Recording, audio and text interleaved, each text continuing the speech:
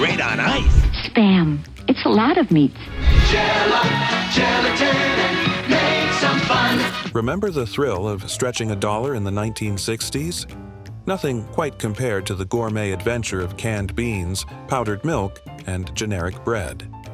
Fresh vegetables were a luxury, while Jell-O, Vienna sausages, and margarine were staples. Peanut butter sandwiches counted as haute cuisine, and every grocery trip was a daring game of budget survival.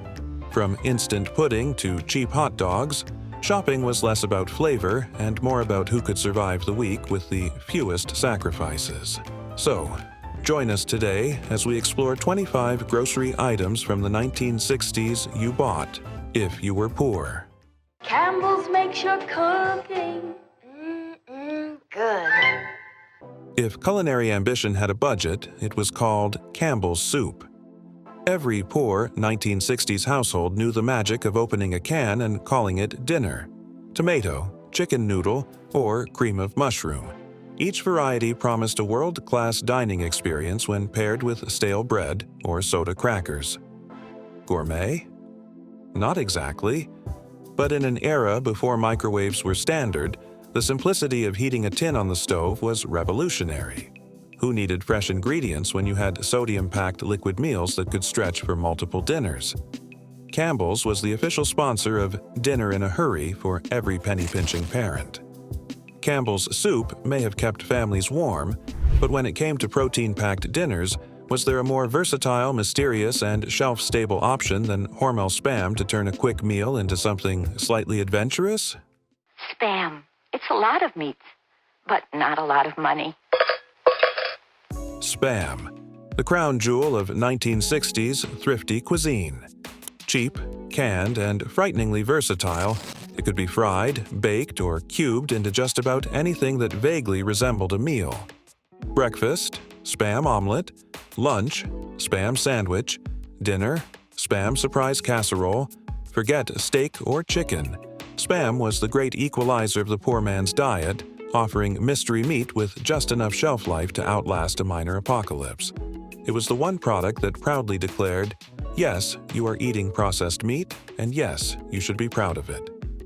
If Spam could stretch a dinner budget, what about the greens? Could Libby's canned vegetables provide the long-lasting, economical nutrition that families needed without sacrificing precious dollars or minimal kitchen effort? When it says Libby's on the label. Fresh veggies? For what, exactly? Libby's canned vegetables were the answer to every thrifty 1960s shopper's prayers. Green beans, corn, and peas that tasted like their own personal version of nostalgia, or maybe tin, could be microwaved, boiled, or just dumped straight onto a plate. Nutrition was optional. Convenience was mandatory. The can was both a container and a chef, ensuring you never had to suffer the heartbreak of washing or chopping. Who cared if they were mushy or slightly metallic flavored? A poor family's vegetable intake was measured in cans, and Libby's proudly delivered on every low-expectation promise. After surviving on canned vegetables, who wouldn't crave a sweet treat? Could Del Monte canned fruits satisfy a family's dessert dreams while keeping the grocery bill mercifully low? For great fruit taste. Del Monte Light.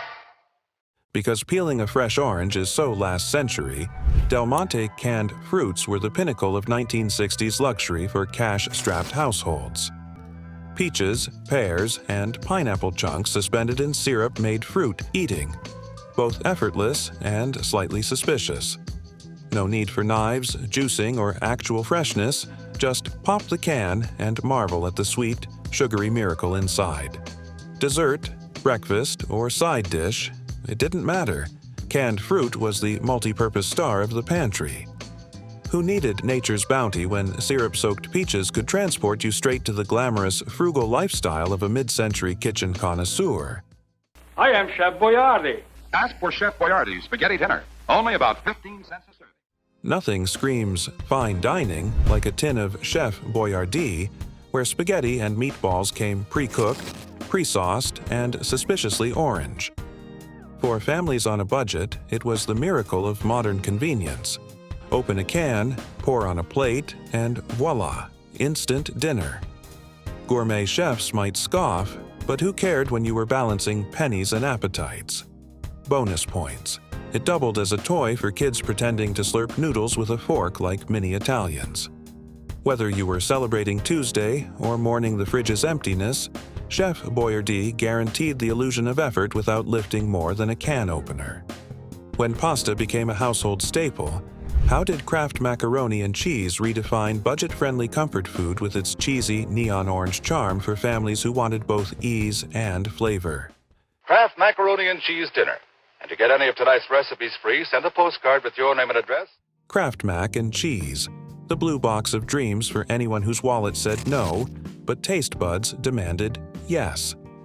A sprinkle of powdered orange mystery, a splash of boiling water, and suddenly you had a creamy, gooey masterpiece that could feed one person or three if you ignored portion sizes.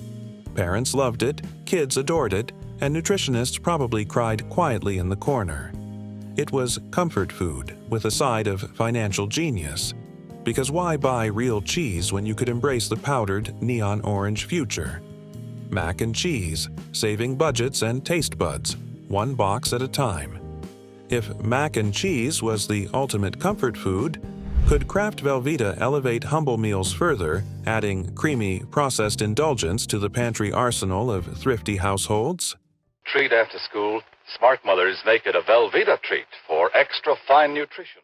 Velveeta, the processed cheese product that didn't just melt, it practically oozed convenience and questionable food science. If a poor family wanted cheese flavor without the hassle of refrigeration or high prices, Velveeta was their savior. Grilled cheese sandwiches, nachos, casseroles, or mysterious cheese sauces. This rubbery marvel could transform any mundane meal into something vaguely indulgent. Critics might say it wasn't real cheese, but who needed authenticity when you could have stretchiness, meltability, and a shelf life rivaling canned Spam?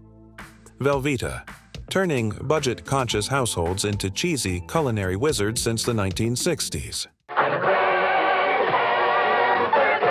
With miracle whip from Kraft. Forget mayonnaise. Poor 1960s households reached for Kraft Miracle Whip, the tangy, sweet, slightly judgmental alternative. It promised to dress sandwiches, slather salads, and enhance deviled eggs, all while costing less than real mayo. Its bold flavor was like a tiny mid-century rebel on your bread. I may be cheap, but I bring attitude. Housewives may have pretended it was sophisticated, while kids probably just enjoyed the sweetness that made peanut butter sandwiches marginally less boring. Miracle Whip wasn't just a condiment, it was a statement. Why settle for plain when you could have tangy, budget-approved sass in a jar? After tangy spreads and savory dishes, who didn't want something sweet, jiggly, and affordable? Could Jell-O gelatin transform ordinary meals into fun desserts without emptying the grocery budget? Make some fun. You've already made the neighborhood fun. Who needed complicated desserts when Jell-O existed? This wobbly, neon-colored concoction was the crown jewel of 1960s budget kitchens. Cheap, cheerful, and terrifyingly artificial, it turned every meal into a potential science experiment. There's nothing quite like Jell-O. It's like something out of Wonderland. Kids loved the jiggle. Parents loved how it stretched their grocery dollars. Add canned fruit, whipped cream, or just eat it plain. Jell-O was versatile enough to double as dessert and conversation starter. Is that lime flavor or industrial sludge? And let's be honest, no one really cared. In the world of frugal families, Jell-O was proof that happiness could indeed be measured in cups of water, sugar, and gelatin powder. I'm Betty Crocker. With my yellow cake mix, all you do is add water and a couple of fresh eggs. Baking used to be a complicated, flour-covered ordeal, but Betty Crocker waved her red spoon and suddenly anyone could be a pastry prodigy. Cake mixes brought joy to frugal households with minimal effort. Dump, stir, bake, and magically produce something that looked vaguely like a cake. Parents could pretend they were master bakers while avoiding real ingredients, time, and, most importantly, judgment from the family. Birthday parties, potlucks, or random Tuesday dessert emergencies, Betty Crocker had them covered. It was processed, convenient, and suspiciously perfect every time, making homemade cake less of a labor of love and more of a budget-friendly magic trick. After mastering boxed cakes, what simple pantry staple could carry sandwiches, toast, or just stretch meals further? Could Wonder Bread hold its soft, budget-friendly crown in households everywhere? This is not just an ordinary sandwich. No, this is a Wonder Bread sandwich. The fluffy, cloud-like icon of 1960s sandwiches, Wonder Bread, made every budget meal look like a culinary masterpiece, at least aesthetically. Slices were soft enough to squish into any shape, whether for peanut butter sandwiches, grilled cheese, or the occasional experimental bread pudding. Nutritionally, well, enrichment and vitamins tried their best, but mostly it was about stretch and volume, making $1's worth of bread feed the entire family. Its soft white texture could soothe the soul and choke slightly if you weren't careful. For cash-strapped parents, Wonder Bread was a reliable partner in crime. Cheap, reliable, and unpretentiously bland. Rice-a-roni, a new delicious dish. The San Francisco treat that turned rice and pasta into something vaguely fancy, at least on the grocery budget. With a pinch of seasoning and a splash of water, poor families could transform boring grains into a side dish that almost seemed exotic.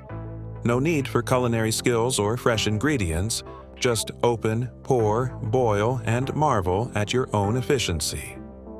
Rice-a-roni was the ultimate cheat code for dinner, affordable, filling, and versatile enough to hide mystery vegetables or bits of leftover meat. It was comfort, convenience, and thrift rolled into one golden, slightly salty, carbohydrate-packed package. After quick grains and pasta, what affordable breakfast staple could double as a baking ingredient and frugal family filler? Could Quaker Oats be the perfect solution for mornings and beyond? So will his young body be nourished by a good hot breakfast of Quaker Oats. If mornings were a battle, Quaker Oats was the inexpensive armor poor families relied on. Cheap, filling, and capable of pretending to be gourmet with a sprinkle of sugar or a dash of cinnamon, oats were versatile enough to star in breakfast bowls, cookies, and even meatloaf, because why not? Parents loved the nutrition, kids tolerated the bland mush with grim determination. And let's not forget the joy of instant oats arriving mid-decade, saving families precious boiling time. Quaker Oats, the humble, heroic grain that proved you could survive childhood hunger and still call it a breakfast adventure, if you ignored taste entirely. Government cheese. You probably won't find it in anyone's fridge today. This processed cheese was used in military kitchens during World War II and has been used in schools since the 1950s. It was a commodity cheese that was controlled by the U.S. federal government from World War II to the early 1980s. Nothing says support for the people quite like slabs of bright yellow government-issued cheese. Delivered to low-income families in generous blocks, it was both a nutritional boon and a conversation starter. How many sandwiches can one family survive on this thing? It wasn't fancy, and it certainly wasn't gourmet, but it was free, filling, and packed with mystery flavor. Perfect for grilled cheese, macaroni, or just straight snacking for the brave, government cheese symbolized the era's unique approach to welfare. Plentiful, processed, and slightly intimidating in texture. Love it or hate it, families found creative ways to stretch every bite. With blocks of cheese on hand, what pantry hero could enrich cooking and baking without fresh milk? Could Carnation evaporated milk carry meals and desserts across tight budgets? Carnation evaporated milk. Take a crack at it and hatch some of the best meals. Let's explore the magical, slightly scary tin of Carnation evaporated milk, a staple for poor households who couldn't afford fresh cream or milk. It enriched sauces, baked goods, coffee, and even cereals, proving that a little shelf-stable liquid could elevate almost anything. Parents loved its long shelf life, kids tolerated its slightly metallic tang, and any aspiring chef could feel fancy while opening a can. It was also excellent for experiments, pies, puddings, and mysterious casseroles. Carnation evaporated milk might not have been gourmet, but it was reliable, versatile, and stubbornly proud of its 1960s practicality, proving that creamy convenience could trump freshness every time. Real Italian meals don't begin without Kraft 100% grated Parmesan cheese. Nothing says culinary sophistication on a budget, like Kraft Parmesan cheese in a green can. Sprinkle it over spaghetti, casseroles, or even vegetables, and suddenly your humble meal pretends to be Italian fine dining. Sure, it wasn't freshly grated from a wheel, but why let authenticity ruin a cheap pasta night? Its long shelf life meant it was always ready to fake flavor in a pinch, turning ordinary noodles into a cheesy extravaganza, if you ignored the slightly powdered, slightly cardboard-like texture. In the 1960s, poor households, this can of Parmesan was both a topping and a ticket to pretending your cooking skills were far more advanced than they actually were. If meals had been elevated with Parmesan, what bright, colorful, and cheap beverage could quench thirst and bring joy to thrifty families? Could Kool-Aid fill that role? This pre-sweetened Kool-Aid is really easy to make, because there's no sugar to add. When life gave you pennies and no refrigeration, Kool-Aid was the magical elixir that made water taste like a carnival. Cheap, brightly colored, and suspiciously sweet, this powdered drink mix could be stretched for gallons, turning every sip into a sugar rush masquerading as a beverage. Kids loved the rainbow of flavors. Parents loved how it made tap water seem exciting. And dentists, well, they weren't invited to these parties. Kool-Aid brand soft drink mix. Oh, yeah. Kool-Aid wasn't just a drink, it was a symbol of 1960s thrifty fun, proving that hydration could be colorful, cheap, and vaguely alarming all at once. Pink lemonade, grape, or cherry. It didn't matter. All roads led to a toothache. You know, these Hostess Twinkies are really terrific. The delicious sponge cake fingers just... Behold the Twinkie, the golden sponge cake that could survive nuclear fallout and yet somehow ended up in the lunchboxes of cash-strapped kids everywhere. Sweet, creamy, and suspiciously preserved, Twinkies were the epitome of convenience and processed indulgence. A package of 2 big Hostess Twinkies. Clarabelle has his whole lunchbox. Birthdays, after-school snacks, or mid-afternoon bribes. Twinkies were always there, promising happiness in a foil wrapper. Nutrition, optional. Cost, minimal. Shelf life, practically eternal. In the 1960s, Twinkies weren't just a snack, they were a cultural icon for families who wanted dessert without the effort, frosting without the mess, and a cake that could survive both time and judgment from picky eaters. When Twinkies ran out, how did Little Debbie snacks keep snack time affordable, sweet, and prepackaged, offering multiple varieties for frugal households? Have you tried cakes and pies? Little Debbie! If sugar were currency, Little Debbie snacks ruled the 1960s poor household economy. Brownies, oatmeal creme pies, and Swiss roll cakes offered cheap, portable, and perfectly prepackaged joy. Parents loved that they were affordable and mess-free. Kids loved that each bite was a tiny, sugary miracle.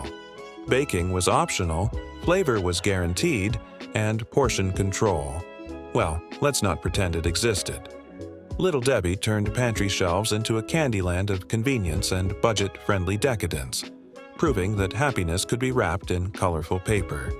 In a world of limited options, these snacks were a little pocket of indulgence that required zero culinary skills and minimal wallet trauma.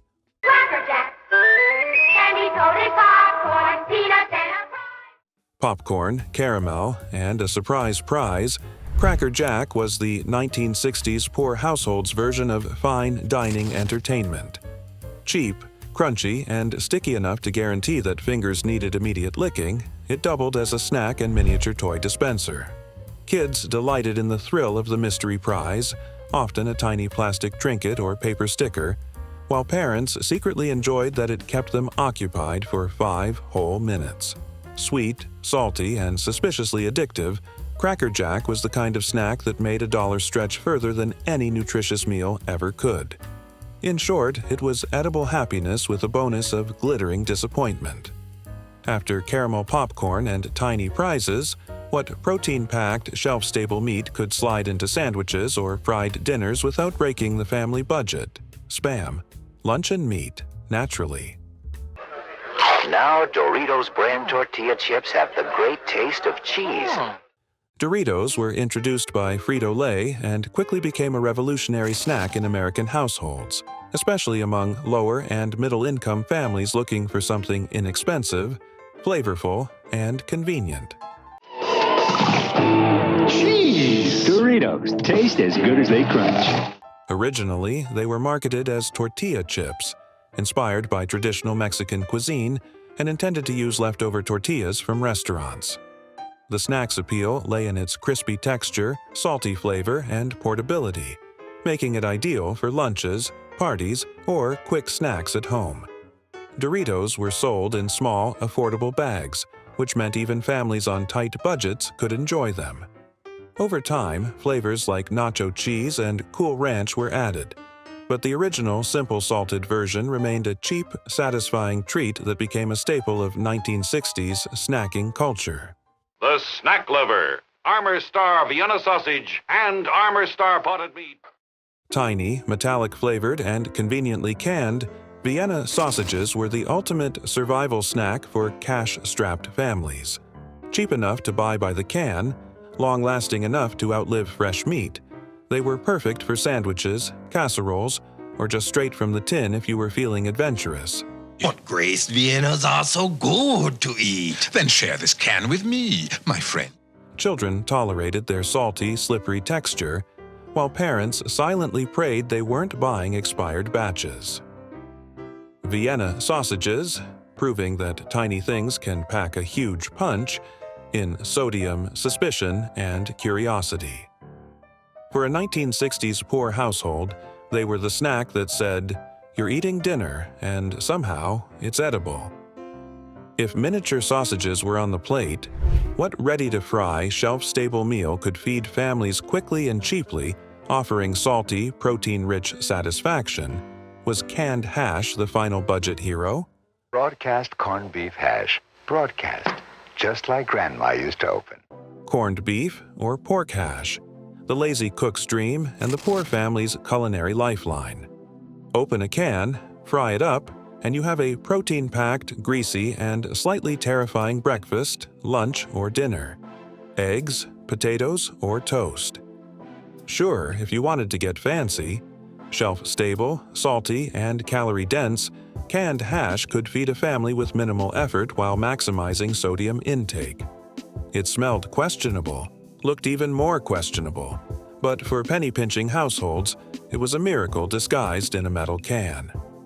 In the 1960s, canned hash wasn't just a meal. It was a testament to frugality, endurance, and the magic of processed food. Breakfast with Tang. Like the study says, there's a definite connection between the stomach and the head. Tang, a powdered orange-flavored drink, was introduced by General Foods and quickly became a household staple, particularly among families seeking an affordable, shelf-stable beverage. Marketed for its convenience and vitamin C content, Tang could be mixed with water to make a refreshing drink, making it ideal for lower-income households without easy access to fresh fruit juice. Its bright orange color, sweet taste, and long shelf life made it popular with children and adults alike. Tang also gained attention for its association with NASA, as it was famously used in space missions, which boosted its appeal. You got both orange and grape flavored Tangs. For a bag of rock. By the late 1960s, Tang had become an iconic, inexpensive drink that symbolized modern convenience and practicality in everyday American kitchens. Time for lunch, time for a snack. And out comes Peter Pan peanut butter.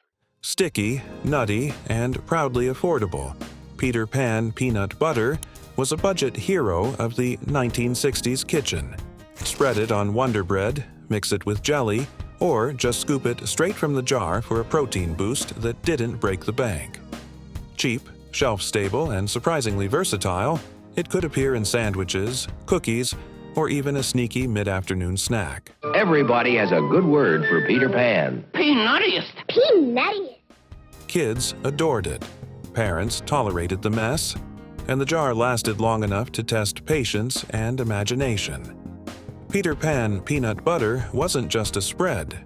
It was a symbol of frugal ingenuity, proving that even the simplest pantry staple could bring comfort, nutrition, and a little joy to tight household budgets.